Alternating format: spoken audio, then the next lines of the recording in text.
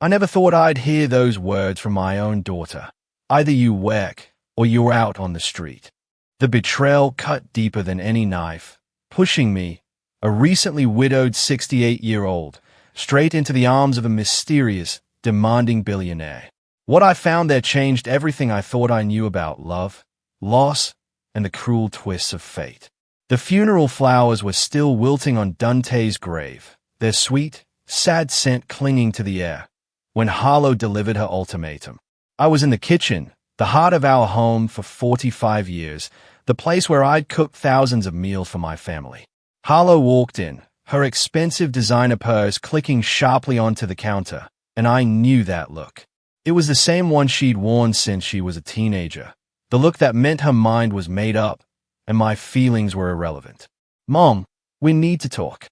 At 42, Harlow had inherited her father's strong jawline, but none of his warmth.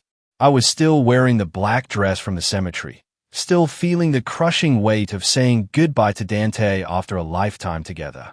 My hands trembled as I reached for the coffee pot. What arrangement, honey? Her voice was crisp, businesslike. You living here in my house. Daddy left everything to me, remember? And I can't afford to support you anymore. The coffee cup slipped from my fingers, shattering against the tile floor. Brown liquid spread across the white ceramic pieces, just like my life was falling apart. Harlow, it's only been 3 weeks since Daddy died. I know. She didn't even glance at the mess. But life goes on, Mom. I have my own family to think about, my own bills. I knelt down, my 68-year-old knees protesting with every creak. I started picking up the shards. I have my Social Security. It's not much, but I can contribute. $800 a month.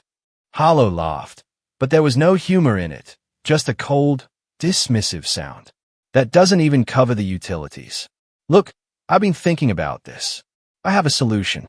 I stopped cleaning and looked up at her, my daughter, the baby I'd rocked through countless sleepless nights, the little girl who used to crawl into my bed during thunderstorms.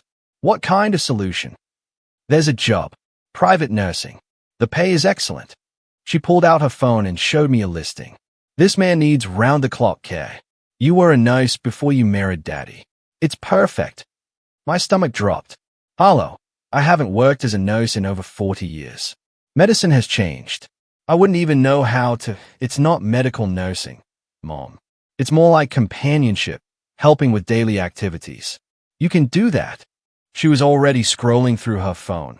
A decision made, an escape route planned. I already contacted them. You have an interview tomorrow. I stood up slowly, ceramic shards still cutting into my palm. And if I don't get the job? Harlow finally looked at me, and I saw my answer in her eyes before she spoke. Then you'll need to find somewhere else to live. I'm sorry, Mom, but I can't carry you forever. The next morning, I stood outside a mansion that looked like something from a movie.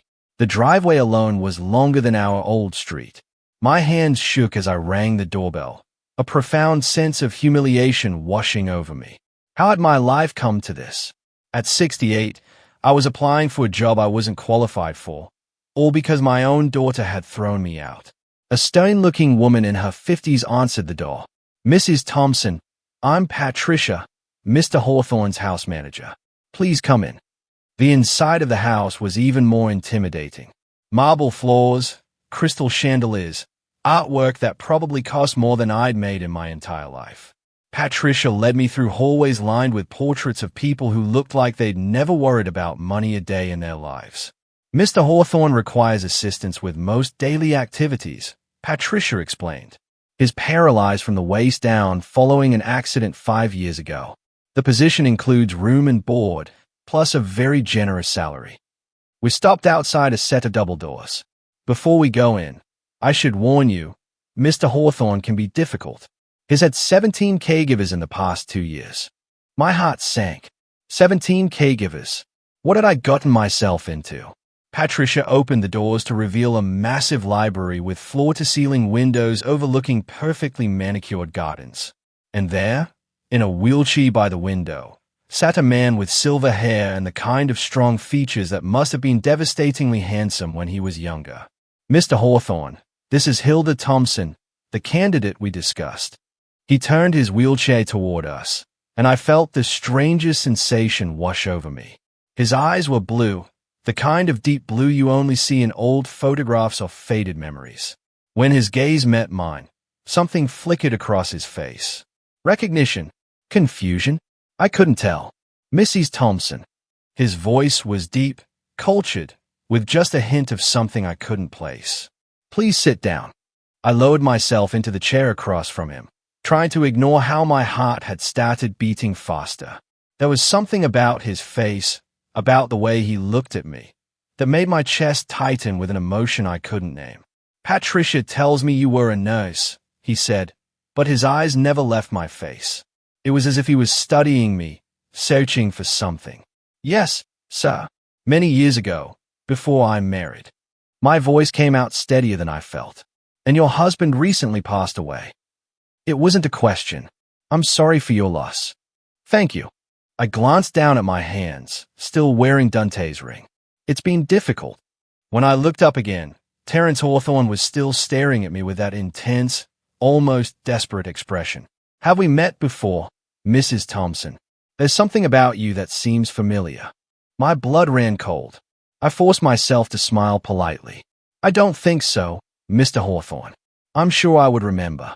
But even as I said it, alarm bells were ringing in my head, because there was something familiar about him, too.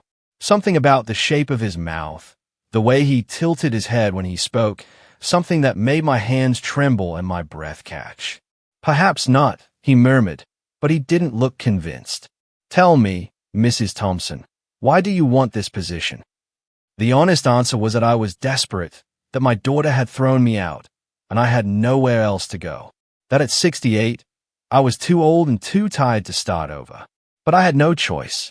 Instead, I said, I believe in taking care of people. I always have. Something in his expression softened. And you're not afraid of challenging situations.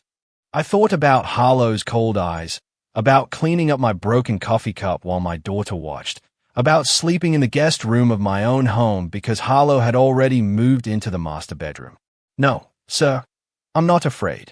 Terence nodded slowly. Patricia, would you give us a moment alone? After Patricia left, closing the doors behind her, Terence wheeled his chair closer to mine. Mrs. Thompson, I'm going to be frank with you. I'm not an easy man to work for. I'm demanding, particular, and I don't suffer fools gladly. But if you take this position, you'll be treated with respect and paid well. Very well. He named a salary that made my head spin. More money than Dante had made in his best year. However, he continued, I need someone I can trust. Someone who won't gossip about my personal affairs or treat me like an invalid. Can you be that person? I looked into those blue eyes and felt that strange flutter of recognition again. Yes, Mr. Hawthorne, I can. Good. He extended his hand to shake mine, and when our fingers touched, I felt a jolt of electricity that had nothing to do with static. Welcome to my home, Hilda. The way he said my name, soft and almost reverent, made my heart skip. I pulled my hand back quickly, telling myself I was imagining things. I was a widow, for God's sake, a grandmother. I had no business feeling anything for this man. But as Patricia showed me to my quarters later that evening, I couldn't shake the feeling that my life had just taken a turn I wasn't prepared for. And the way Terence Hawthorne looked at me, like he was seeing a ghost from his past, made me wonder if I was about to discover something I'd spent 48 years trying to forget. My first week at the Hawthorne mansion felt like living in a beautiful prison. The room Patricia had assigned me was larger than my entire apartment with Dante, complete with its own sitting area and a bathroom that sparkled like something from a luxury hotel. But every morning when I woke up, I felt the crushing weight of my new reality. At 68, I was essentially a live-in servant. Terence was exactly as Patricia had warned, demanding, particular, and with a sharp tongue when things weren't done to his specifications. He wanted his morning coffee at exactly 7:15, not 7:20. His newspapers had to be arranged in a specific order. His medication schedule was rigid. And God help me if I was even a minute late. But there were moments, quiet moments between his commands and criticisms, when I would catch him watching me with that same intense expression from our first meeting, as if he was trying to solve a puzzle that had been bothering him for years. "Hilda," he said on Thursday morning as I arranged his breakfast tray. "That's an unusual name. Family name."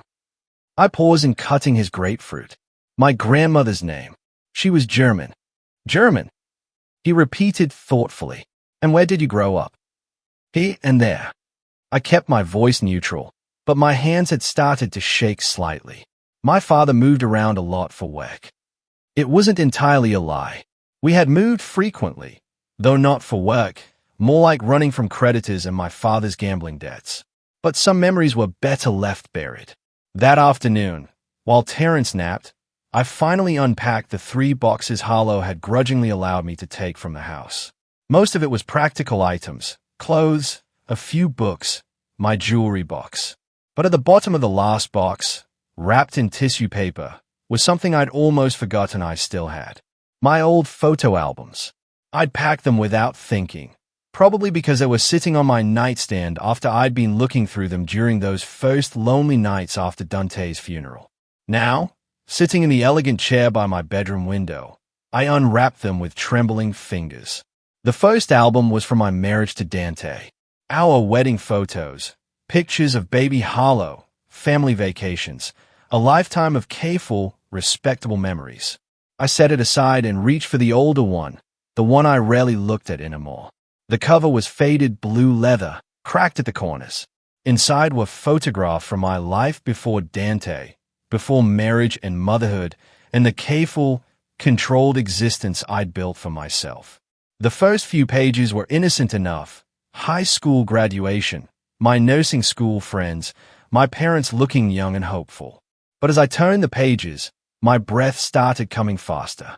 There, on page 12, was a photograph that made the world tilt sideways.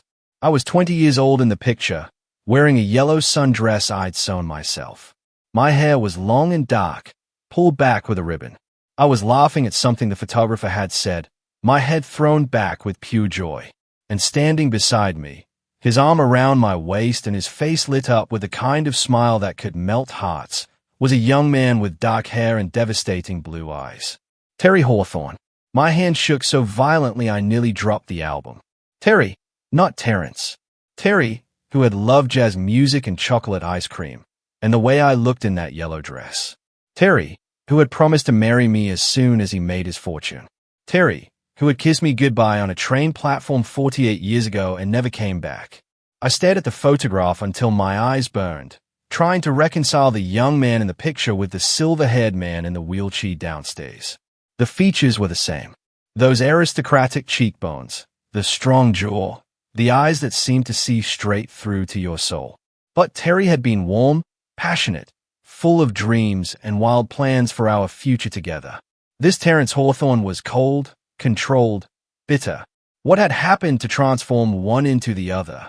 By the way, if you're still with me and finding this story unbelievable, make sure to hit that subscribe button. More incredible tales are coming your way. I turned the page with shaking fingers and found more pictures. Terry and me at the county fair, sharing cotton candy. Terry teaching me to dance in my tiny apartment while my elderly neighbor banged on the ceiling. Terry and me sitting by the lake, my head on his shoulder, both of us looking like we believed love could conquer anything. The last picture in the series was taken the morning he left. We were standing on the train platform, his suitcase at his feet. I was crying. I remembered that day with painful clarity now, and he was cupping my face in his hands, promising me that he'd be back within 2 years, rich enough to give me everything I deserved. I'm going to make something of myself. Hilda, he'd said, his voice thick with emotion. I'm going to build an empire, and then I'm coming back for you. Will you wait for me? And I had promised I would. God help me, I had meant it. But 2 years had stretched into 3, then 4. His letters became sporadic, then stopped altogether. I'd heard rumors that he'd made it big in real estate, but by then I'd met Dante, sweet, steady Dante, who loved me without conditions, who didn't need to conquer the world to prove his worth. I'd married Dante 6 months before Terence, had finally sent word that he was coming home. The letter was still there, tucked behind the last photograph. I pulled it out with trembling fingers, though I knew every word by heart. My dearest Hilda, it began in his bold handwriting. I've done it. Everything I promised you and more. I'm coming home next month, and then we can finally begin our life together. I've bought a house, our house, and I can't wait to carry you across the threshold as my wife. All my love, all my dreams, all my tomorrows belong to you. Forever yours, Terry. The letter was dated 3 weeks after my wedding to Dante. I pressed the letter to my chest and felt tears streaming down my face. All these years, I'd convinced myself that Terry had forgotten about me, that his promises had been the empty words of a young man drunk on his own ambitions. But he had kept his word. He had come back for me. I just already belonged to someone else. A soft knock on my door made me jump. I quickly shoved the album and letter under a pillow and wiped my eyes. Come in. Patricia entered with a concerned expression. Mrs. Thompson, Mr. Hawthorne is asking for you. He seems agitated. I smoothed my hair and followed Patricia downstairs, my heart hammering against my ribs. Could he have remembered? Was that why he'd been watching me so intently? I found Terence in his study, staring out the window at the gardens. When he heard my footsteps, he turned his wheelchair around, and I saw something different in his expression. Not the cold control I'd grown accustomed to, but something raw, more vulnerable. Hilda, he said quietly, I need to ask you something, and I need you to tell me the truth. I clasped my hands in front of me to hide their trembling. Of course, Mr. Hawthorne. Have you ever been to Millbrook? It's a small town about 2 hours north of here. My breath caught. Millbrook was where I'd grown up, where I'd met Terry, where I'd fallen in love for the first time. I'm not sure. I lied, but my voice betrayed me. Terence studied my face with those piercing blue eyes. There was a diner there, Murphy's, I think it was called, in a little lake where young people used to go on Sunday afternoons. I felt the color drain from my face. Murphy's Diner, where Terry had bought me cherry coke and told me jokes that made me laugh until my sides hurt. The lake where he'd first kissed me under a canopy of stars. Mr. Hawthorne, I think perhaps you're confusing me with someone else. But even as I said it, I could see in his eyes that he wasn't confused at all. The mask of cold control was slipping, revealing the man I'd once loved with every fiber of my being. Perhaps, he said softly, but his gaze never left my face. Perhaps I am. As I turned to leave, I heard him whisper something that made my knees nearly buckle. Yellow dress. You always looked beautiful in yellow. I didn't sleep that night. Every time I closed my eyes, I saw Terry's young face in those photographs, heard his voice promising to come back for me. And downstairs, the man he'd become was probably lying awake, too, piecing together the same memories that were tearing my heart apart. By morning, I'd made a decision.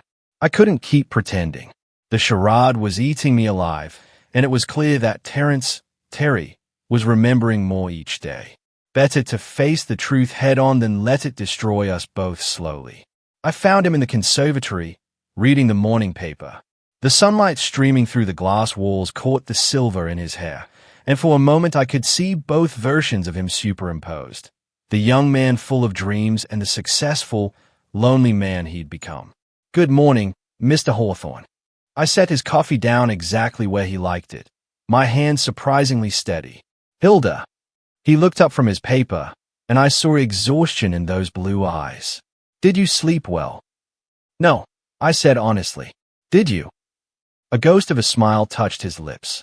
No, I kept thinking about yellow dresses and cherry coke at Murphy's Diner. My breath caught. There was no point in denying it anymore. The cherry coke was too sweet. You always said I should get vanilla, but I was stubborn. Terence closed his eyes, and when he opened them again, they were bright with unshed tears. Hilda Marie Brennan, you wore your grandmother's locket and had a scar on your left knee from falling off your bicycle when you were 8. I touched my throat automatically where the locket used to rest. You gave me a ring, a little silver band with a promise that someday you'd replace it with diamonds. I still have it. His voice was barely a whisper. I've carried it with me for 48 years. We stared at each other across the space that separated us. Not just a few feet between his wheelchair and where I stood, but the decades of different lives, different choices, different kinds of love. Why didn't you tell me who you were? He asked. I sank into the chair across from him, suddenly feeling every one of my 68 years. Because I was afraid. Because I'm not the girl you remember anymore. Because I took a shaky breath. Because you're not the boy I remember either. Terrence nodded slowly. When I came back and found out you'd married Dante Thompson, I wanted to hate you. I told myself you'd never really loved me, that you'd just been waiting for someone better to come along. That's not true. The word came out more forcefully than I'd intended. I waited, Terry. I waited until I couldn't wait anymore. Your letters stopped coming, and I wiped away a tear. I thought you'd forgotten about me. I never stopped writing, he said quietly. But my business partners convinced me that a small-town girl would hold me back. They intercepted my letters, told me you'd moved on. By the time I realized what they'd done, you were already married. The cruelty of it hit me like a physical blow. All those years of wondering, of feeling abandoned, when Terry had been trying to reach me all along. I hired a private investigator to keep track of you, Terrence continued. I know it sounds terrible, but I needed to know you were happy. I knew when Harlow was born, when you moved to the house on Maple Street, when Dante got promoted at the bank. I even knew when he got sick. I stayed at him, shocked. You've been watching me for 48 years. From a distance. I never interfered, never tried to contact you. I needed to know you were all right. He reached into his jacket pocket and pulled out a small velvet box. And I kept hoping that someday, somehow, fate would bring you back to me. With trembling hands, he opened the box to reveal the silver ring he'd given me all those years ago. The one I'd returned to him in tears the day before my wedding, unable to bear wearing another man's promise while pledging my life to Dante. You kept it, I whispered. I kept everything.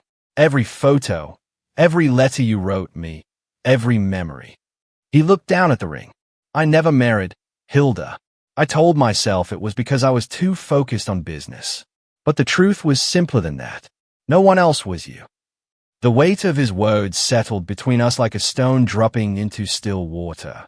48 years of loneliness, of building walls around his heart, of watching the woman he loved live her life with someone else.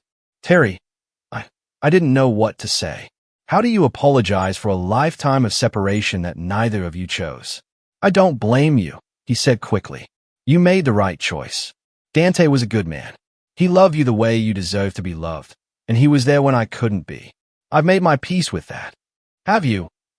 I asked softly, because the man I've been working for these past weeks doesn't seem at peace with anything. Terrence's jaw tightened. The accident changed me. 5 years ago, I was still holding on to the fantasy that maybe someday we'd meet again, that maybe there could be some kind of second chance. Then I woke up in a hospital bed, paralyzed from the waist down, and I realized how foolish I'd been. What could I offer you now? A broken man in a wheelchair. Stop. I stood up abruptly, anger flaring in my chest. Just stop. Do you think I'm so shallow that your legs matter more than your heart? Do you think I'm the kind of woman who would turn away from someone I cared about because they needed help instead of being able to give it? He looked startled by my vehemence. Hilda, I loved you, Terry. Not your potential fortune. Not your grand plans for the future. I loved the boy who brought me wildflowers because he couldn't afford roses. The boy who held me when I cried about my father's drinking. The boy who believed in dreams so fiercely that I couldn't help but believe in them, too. I was crying now, 48 years of suppressed emotions pouring out of me like water through a broken dam. And if that boy is still in there somewhere, then everything else is just details. Terrence reached for my hand, and I let him take it. His fingers were older now, marked with age spots and thinner than I remembered, but his touch still sent electricity through my veins. He's still here, he said quietly, buried under a lot of bitterness and disappointment, but still here. The question is, what do we do now? I looked around the conservatory, at the life of luxury he'd built around himself. Then I looked back at his face, searching for the answer to a question I'd been afraid to ask. Are you happy, Terry? Really happy? He was quiet for a long moment. I was successful. I was respected. I had more money than I could spend in 10 lifetimes. He paused. But happy? No, I don't think I've been truly happy since the day I left you on that train platform. Then maybe, I said carefully, it's time to stop punishing ourselves for choices we made when we were different people. Maybe it's time to see what the people we are now could build together. Terence brought my hand to his lips and kissed it gently. Would you be willing to try? Not as my nose, but as whatever we could be to each other. I thought about Harlow, about the cold house where I was no longer welcome. I thought about the lonely apartment I'd been planning to find, about spending my remaining years in solitude. Then I looked at the man who had loved me faithfully for nearly 5 decades, even from a distance. Yes, I whispered. I'd like to try. But even as the words left my lips, I knew our path wouldn't be easy. Harlow would have something to say about this arrangement, and I doubted it would be congratulatory. My daughter had never approved of anything that took attention away from her own needs, and she certainly wouldn't approve of her mother finding love again. The thought of facing Harlow's reaction made my stomach clench with anxiety. But for the first time in weeks, I also felt something else. Hope. Maybe it wasn't too late for second chances after all. 3 weeks after our confession in the conservatory, Terry asked me to move into the master wing of the house, not as his caregiver, but as his companion. The word felt strange on my tongue when I repeated it to myself. Companion. It sounded so much more meaningful than employee, yet not quite as binding as the word we'd once dreamed of using. You don't have to decide right now, he said over dinner in the smaller dining room we'd started using instead of the formal one. But Hilda, I want you to know that this isn't about convenience or loneliness. This is about the life I should have been living all along. I set down my fork, my appetite suddenly gone. Terry, I need to tell you something about Harlow. His expression grew serious. What about her? She doesn't know who you are. When she found this job for me, she just saw dollar signs. A wealthy man who needed care. A mother she wanted out of her house. She has no idea about our history. Terry nodded slowly. And you think she'll have a problem with our arrangement? I laughed, but there was no humor in it. My daughter threw me out 3 weeks after her father's funeral. She cares about exactly 2 things, her own comfort and other people's money. When she finds out I'm living here as more than hired help, she's going to assume I'm after your inheritance. Are you? Terry asked quietly. I looked at him in shock. How can you even ask that? Because 48 years is a long time. Hilda, people change, and my wealth, he gestured around the elegant dining room. It is a way of changing how people see me. I stood up abruptly, hurt flashing through me like a knife blade. If that's what you think of me, then maybe this was a mistake. Sit down. His voice was gentle but firm. Please, I had to ask. I've been burned before by people who claimed to love me but were really in love with my bank account. I needed to hear you say it. I remained standing, my arms crossed. Say what? That you don't want my money? That you're here because of who I am, not what I have. I shouldn't have to say it. You should know it. Terry reached for my hand, but I pulled away. You're right. I should, and deep down, I do. But Hilda, you have to understand. When you have this much money, you start to question everyone's motives, even the people you love most. I felt my anger deflate slightly. Is that really how you've lived all these years? Not trusting anyone? Pretty much. He looked down at his hands. It's a lonely way to live, but it seemed safer than being hurt again. I sat back down, studying his face, the lines around his eyes, the way his mouth turned down at the corners. This was what success without love had done to him, turned him into a suspicious, isolated man who questioned even the purest emotions. For the record, I said quietly, I don't want your money. I want you to leave every penny to charity if it makes you happy. I have my social security and a small pension from the hospital where I worked before Harlow was born. It's not much, but I've lived on less. Relief flooded his features. I'm sorry I had to ask. Don't apologize. Just don't ask again. I picked up my fork and took a bite of the salmon Patricia had prepared. Now about Harlow. When she finds out about this, she's going to cause trouble. I need you to be prepared for that. Terry's expression hardened. What kind of trouble? She'll probably demand to know what your intentions are. She might threaten to sue, claim I'm taking advantage of you. She might even try to have me removed from the house. Let her try. His voice carried the steel that had built his business empire. This is my house, Hilda. No one tells me who I can and cannot invite to live in it. I wished I could share his confidence, but I knew my daughter better than he did. Harlow could be ruthless when she felt threatened, and she would definitely feel threatened by this development. My phone rang, interrupting my thoughts. Harlow's name appeared on the screen, and my stomach clenched. Speak of the devil, I murmured, showing Terry the display. Answer it, he said. Let's get this over with. I swiped to accept the call. Hello, Harlow. Mom. Her voice was tight with barely controlled anger. I just had the most interesting conversation with Mrs. Patterson from church. She said she saw you at the grocery store with some man in a wheelchair and you were acting very familiar with him. I closed my eyes. In a town this size, of course, someone would see us and report back to Harlow. Terry and I had gone to the market together yesterday, and he'd insisted on buying ingredients for the chocolate cake I'd mentioned missing from my childhood. To anyone watching, we probably did look more intimate than employer and employee. His name is Terrence Hawthorne, I said carefully. Is the man I work for. Work for or work on? Harlow's voice dripped with accusation. Because Mrs. Patterson said, you two looked awfully cozy for a professional relationship. Terry gestured for the phone, and I shook my head.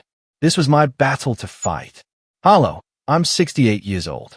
I think I'm capable of conducting myself appropriately. Are you sleeping with him? The blunt question hit me like a slap. That's none of your business. It is if you're embarrassing our family name. Daddy's not even cold in the ground, and you're already throwing yourself at the first rich man who shows you attention. White-hot rage flooded through me. How dare you?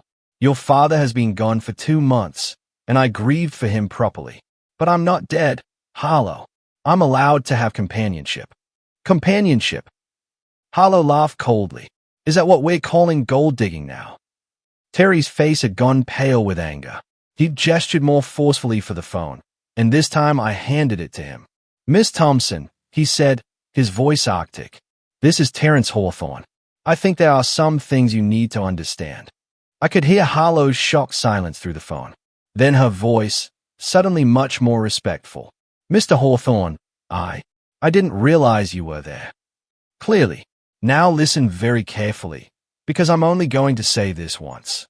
Your mother is not a gold digger. She's not embarrassing anyone, and she's certainly not throwing herself at me.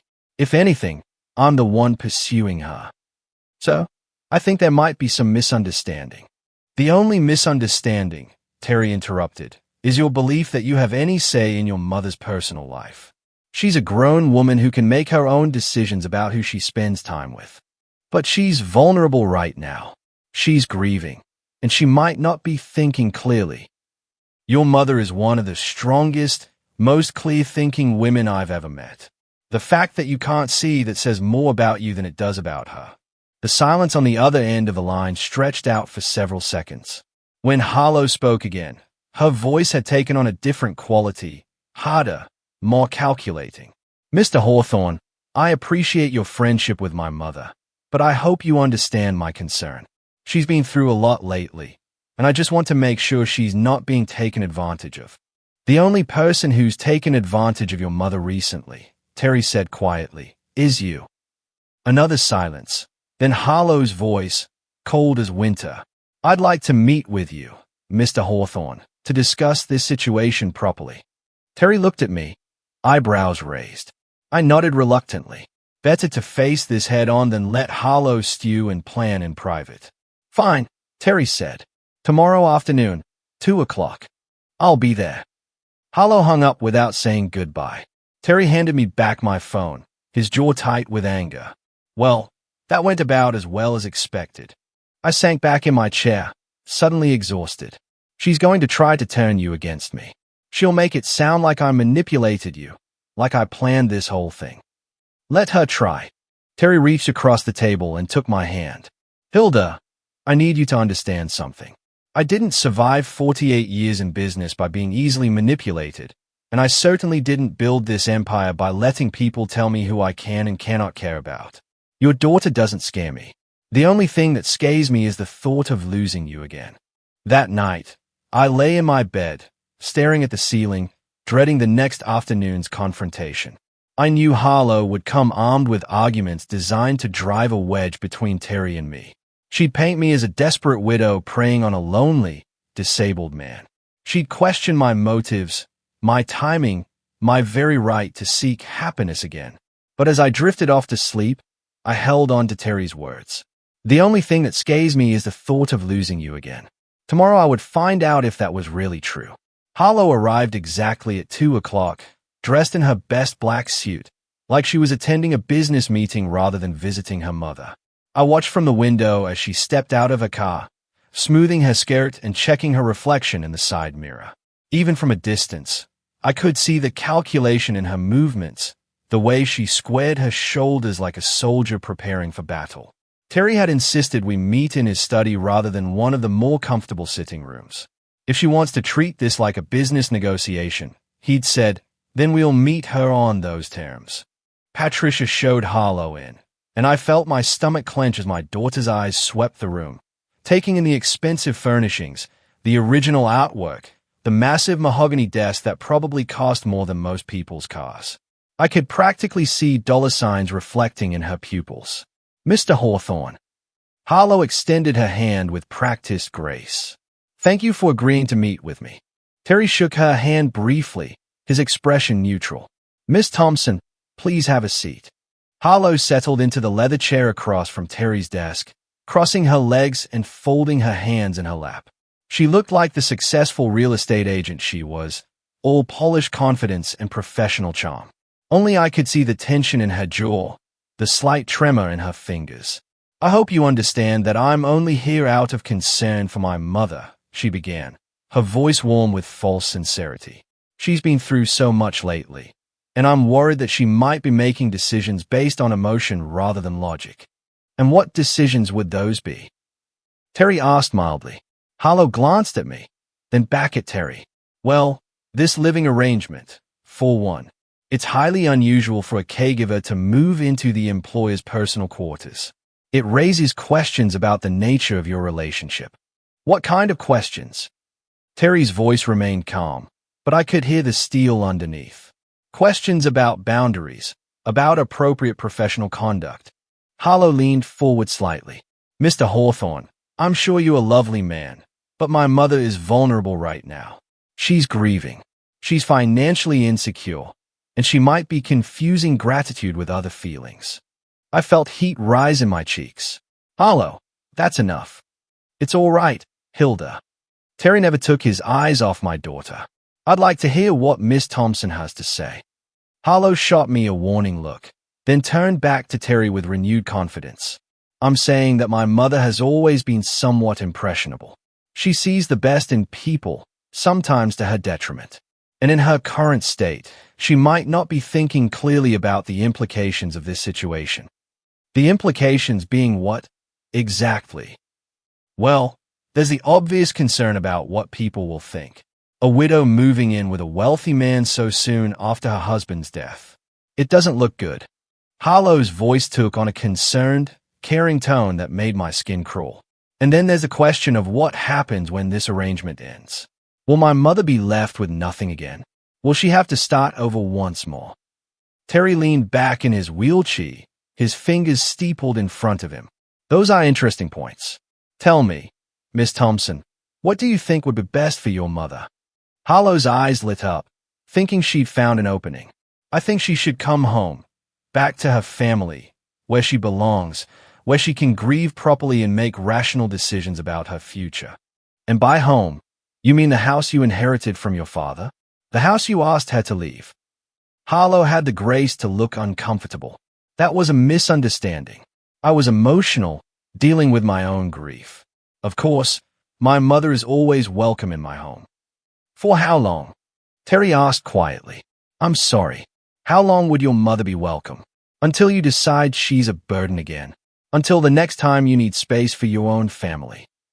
Harlow's mask slipped slightly, revealing the calculating woman underneath. Mr. Hawthorne, I don't think you understand the complexity of family relationships.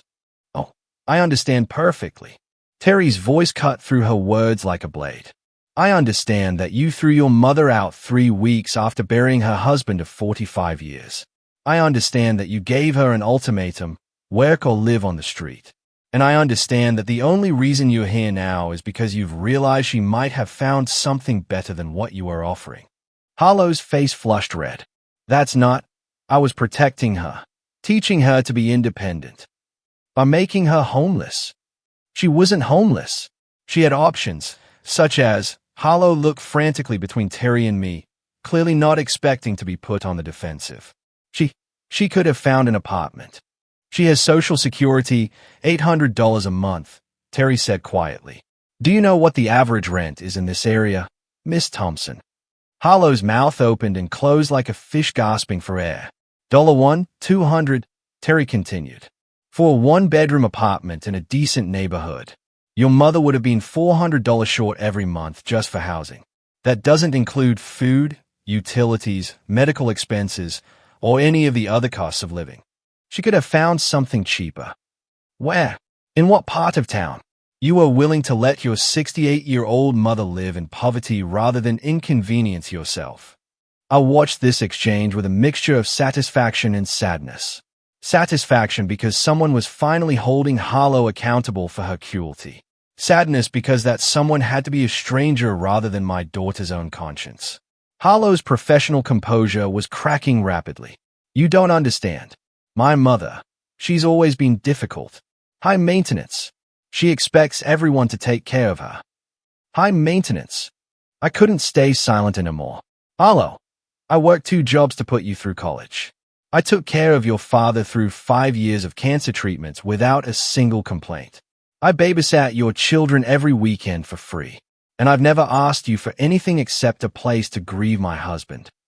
You were smothering me. Harlow exploded, her mask finally falling away completely.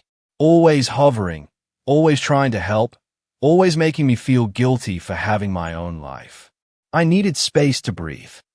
So you threw me out, I said quietly. I gave you a chance to stand on your own 2 feet for once. The silence that followed was deafening. Terry looked at Harlow with an expression of such cold disgust that she actually shrank back in her chair. Miss Thompson, he said finally, I think we're done here. Wait. Harlow's voice was desperate now. You don't understand what you're getting into. My mother, she has expectations. She'll want marriage, security, legal protections. She's not just looking for companionship. Terry's expression didn't change. And what if she is looking for those things? What if I want to give them to her? Harlow went very still. What are you saying? Terry reached into his desk drawer and pulled out a small velvet box. The same box he'd shown me in the conservatory containing the silver ring from our youth. Your mother and I have a history that predates your father. Predates you.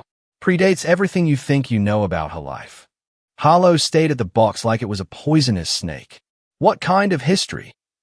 The kind that matters, Terry said simply. We loved each other once, very deeply. Circumstances separated us, but they didn't destroy what we felt. And now, 48 years later, we have a chance to see if what we had was real enough to survive time and change. You're talking about marriage. Harlow's voice was flat, emotionless.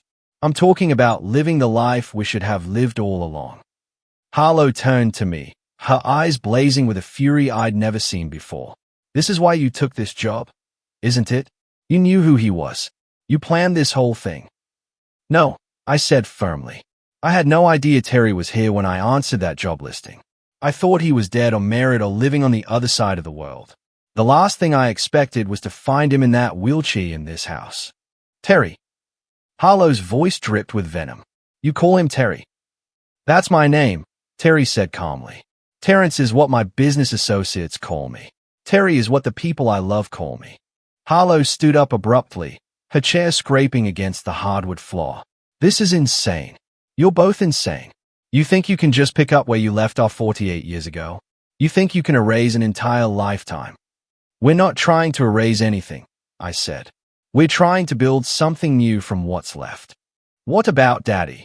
What about your marriage, your family, everything you built together? Your father was a good man, and I loved him. But Terry was my first love. And some things never really end. Harlow looked between us with growing panic. He's using you, Mom. Can't you see that? He's lonely and disabled, and you're convenient. When he gets tired of playing house, you'll be out on the street again. That's enough. Terry's voice cut through the air like a whip. You will not speak about your mother that way in my house. Your house. Harlow laughed bitterly. Yes, let's talk about your house. Your money, your power. That's what this is really about, isn't it? Terry opened the desk drawer again and pulled out a thick legal document. Since you seem so concerned about money, perhaps you should know that I've already updated my will. Everything I own is going to charity. The Children's Hospital, the Homeless Shelter, the Animal Rescue Foundation. Your mother won't inherit a penny from me. Harlow stayed at the document, her face going white. You what? I told him to do it, I said quietly. I don't want his money, Harlow. I never did. I want him.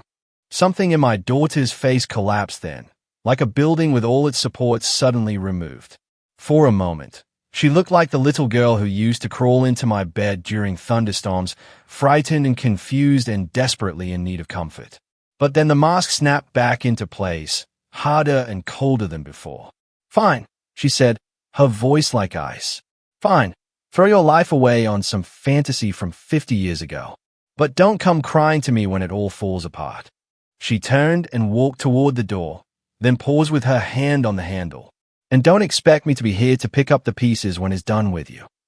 The door slammed behind her with enough force to rattle the windows. Terry and I sat in silence for several minutes, listening to the sound of Harlow's car starting and driving away. Finally, Terry reached across the desk and took my hand. Are you all right? I thought about the question, testing my emotions like prodding a sore tooth. Was I all right? My daughter had just disowned me, accused me of being a gold digger and a fool, and stormed out of my life with every intention of never coming back. But for the first time in months, maybe years, I felt free. Yes, I said, surprising myself with how steady my voice sounded. I think I am. 6 months later, I stood in the same conservatory where Terry and I had first acknowledged our past. But everything had changed. The morning light streaming through the glass walls caught the simple gold band on my left hand. Not the elaborate diamond Terry had once promised to replace my silver ring with, but something better. Something chosen by the people we'd become, rather than the dreams of who we thought we'd be. We'd married quietly 3 weeks ago, with only Patricia and Terry's lawyer as witnesses. It wasn't the grand wedding I'd imagined as a 20-year-old girl, but it was perfect in its simplicity. 2 people who'd found their way back to each other against all odds, promising to spend whatever time they had left together. Mrs. Hawthorne, Patricia said, entering the conservatory with her usual brisk efficiency, but I caught the small smile she tried to hide. Even Patricia, stern and practical as she was, had softened toward our unlikely romance. There's someone at the front door asking to see you. My heart clenched. I'd been expecting this visit for months, ever since the wedding announcement appeared in the local paper.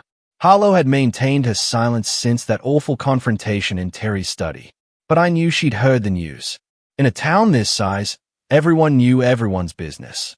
Who is it? I asked, though I already knew. Your daughter. She seems upset. I found Terry in his study, reviewing quarterly reports for the foundation he'd established to manage his charitable giving. He looked up as I entered, immediately reading the tension in my face. She's here, I said simply. Terry set down his papers and wheeled his chair around to face me. Do you want me to handle this? No, she's my daughter. This is my conversation to have. I smoothed my hands over my skirt, trying to calm my nerves. But I'd like you to be there if you don't mind. Of course. We found Harlow in the formal living room, perched on the edge of a velvet settee like she was ready to bolt at any moment. She'd lost weight since I'd last seen her, and there were dark circles under her eyes that makeup couldn't quite hide. She looked older, more fragile, and for a moment, my maternal instincts kicked in. Harlow. I kept my voice neutral, neither welcoming nor hostile. Mom. She stood up, wrapping her arms around herself defensively. Congratulations on your marriage. I heard it was lovely. It was. I settled into the chair across from her, Terry positioning his wheelchair beside me. Simple, but lovely. Harlow's eyes darted to our joined hands, to the matching gold bands we wore. You actually did it. You actually married him. I did. For better or worse, richer or poorer, in sickness and in health. There was an edge to her voice, a bitterness that made my heart ache. All of it, I said firmly. Every vow, every promise. Harlow laughed, but it sounded more like a sob. You know what the worst part is? I actually thought you might come back after the novelty wore off. After you realized what you'd given up, I thought you'd come home. This is my home now. With him. She looked at Terry with barely concealed resentment. With a man you barely know anymore. I know him better than you think, I said quietly. And more importantly, I know myself better than I did 6 months ago. Harlow was quiet for a long moment, staring at the Persian rug beneath her feet. When she looked up again, her eyes were bright with unshed tears. I've been thinking about what you said, about Daddy and your first love and things never really ending. She took a shaky breath. I went through Daddy's papers after you left. I found some letters. My breath caught. What kind of letters? Love letters. To someone named Jennifer. Dated from 2 years before he died. Harlow's voice was barely a whisper. He was having an affair, Mom, for at least 2 years, maybe longer. The words hit me like a physical blow. Dante, my steady, faithful Dante, had been unfaithful. While I was caring for him through his illness, while I was holding his hand through chemotherapy and pretending not to notice how much weight he was losing, he was writing love letters to another woman. Terry's hand tightened around mine, grounding me, keeping me steady. I'm sorry, Harlow continued. I know it hurts, but I thought you should know that maybe your marriage wasn't as perfect as I always believed it was. I closed my eyes, processing this revelation. It should have destroyed me. It should have made me question everything I thought I knew about my life with Dante. Instead, I felt something unexpected. Relief. Thank you for telling me, I said finally. Harlow looked surprised. You're not angry. I'm sad, disappointed, but not angry. I thought about how to explain what I was feeling. Your father was a good man who made some poor choices. That doesn't erase the good years we had together, but it does put things in perspective. What kind of perspective? The perspective that maybe I don't owe my entire life to his memory. Maybe I don't have to feel guilty for finding happiness again. Harlow was crying now, tears streaming down her face unchecked. I was so jealous of you, Mom. So angry that you could just move on, start over, be happy. I couldn't understand how you could forget Daddy so easily. I didn't forget him. I never will. But I also couldn't stay frozen in grief forever. And I made it worse by throwing you out. Harlow's voice broke completely. I was so hurt, so angry about the affair. And I took it out on you. I blamed you for not being enough to keep him faithful. And then I blamed you for being too much when you needed support. The pieces of my daughter's behavior finally clicked into place. The sudden coldness after Dante's funeral, the cruel ultimatum, the desperate need to control my life. Harlow hadn't been protecting herself from my grief. She'd been drowning in her own anger and disappointment. Oh, sweetheart. I stood up and moved to sit beside her on the settee. You should have told me. How could I? How could I tell you that your perfect husband was a cheater? That everything you believed about your marriage was a lie? It wasn't all a lie, I said gently. The early years were real. The love was real, even if it changed over time. And you were real. The best thing that came out of that marriage. Harlow leaned against me, and for the first time in months, she felt like my daughter again instead of a stranger wearing a familiar face. I've been so awful to you, she whispered. You've been hurting. There's a difference. Can you forgive me?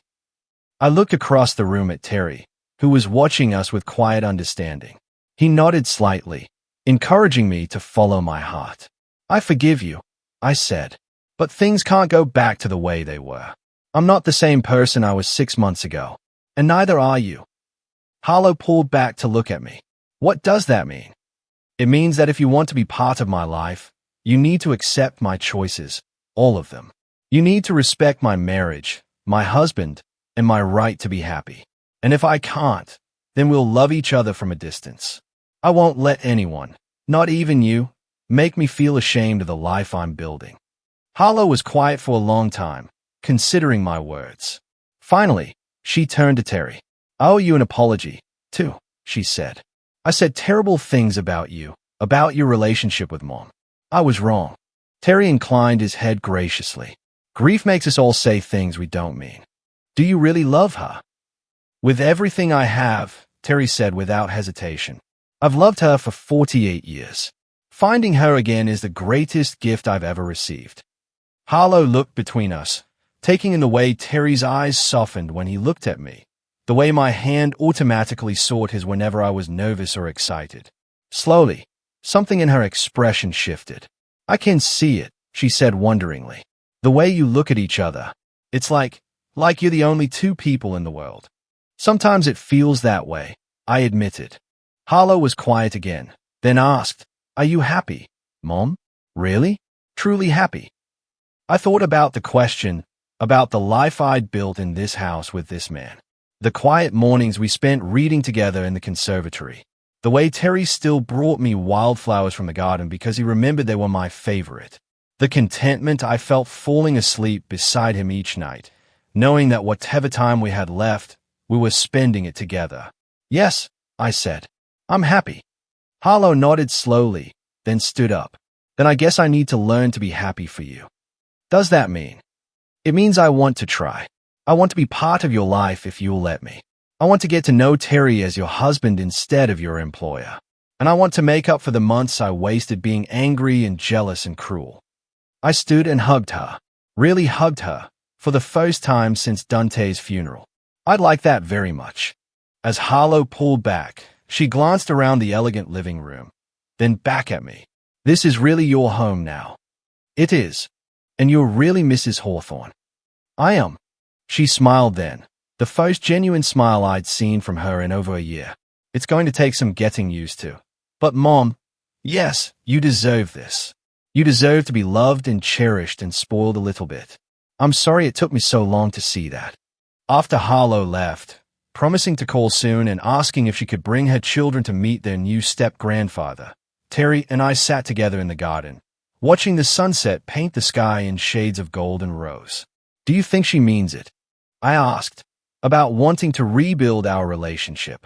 I think she's her mother's daughter, Terry said, which means she's stronger and more forgiving than she gives herself credit for.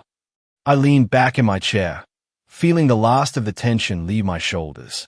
For the first time in years, all the pieces of my life seemed to be falling into place. Terry, I said, thank you for fighting for us, for not giving up when things got complicated. He brought my hand to his lips and kissed it softly. Thank you for taking a chance on an old love with an older man, for seeing past the wheelchair and the walls I'd built around my heart. We're quite a pair, aren't we? Two people in their 70s starting over like teenagers. The best kind of pair, Terry said. The kind that knows how precious love really is and doesn't waste time taking it for granted. As the stars began to appear in the darkening sky, I thought about the journey that had brought me here. The pain of losing Dante. The humiliation of being cast out by my own daughter. The fear of starting over with nothing but my memories and my pride. But sometimes, I realized, you have to lose everything to find what you were really looking for all along. And sometimes the love you thought was lost forever has just been waiting patiently for you to come home. What about you? Have you ever had to fight for your own happiness, or had a relationship come back into your life when you least expected it? Tell me your thoughts in the comments below. I'd really love to hear from you.